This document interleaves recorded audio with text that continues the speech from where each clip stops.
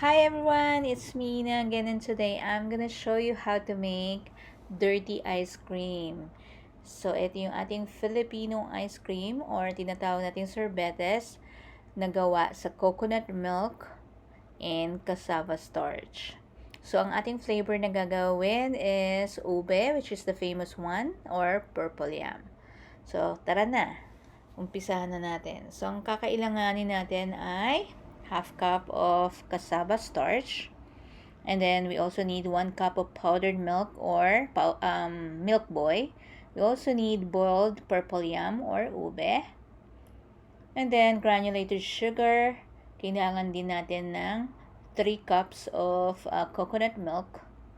And then yung ube extract para pampadagdag ng color. So yung 3 cups of coconut milk, separate natin yung 1 cup.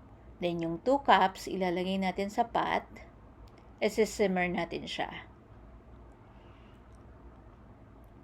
Ayan.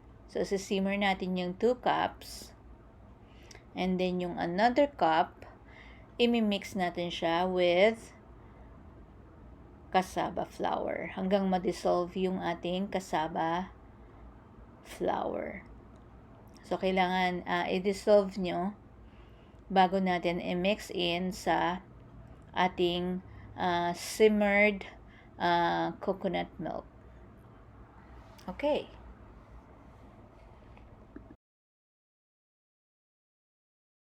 Okay, so habang sinasimmer natin yung ating coconut milk sa medium-low heat, so mga about 10 to 15 minutes simmering, at saka natin i-mix in yung ating cassava mixture.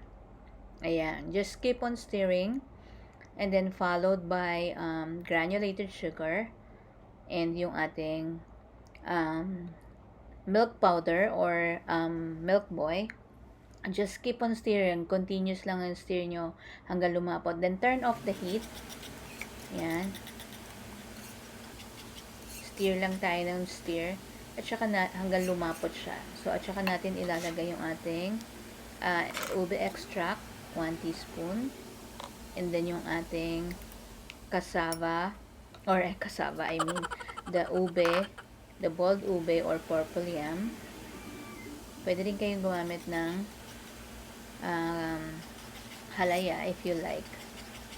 Ayan, so just keep on stirring. And then, kung wala kayong ice cream maker, pwede kayong mag-prepare ng ice sa bucket, and then ilagay nyo sa gitna yung inyong lalagyan ng ice cream. So, kailangan nakapaligid ng ice yung inyong pinaglalagyan ng ice cream at saka nyo imimix. Pero yung ice, lalagyan nyo ng salt para hindi matunaw kaagad, para ma-retain yung coldness ng ating ice cream. So, if you don't have ice cream maker, ganun ang gagawin nyo.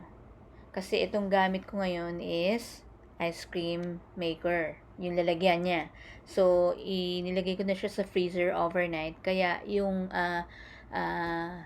paligid niyan is very cold. Yeah.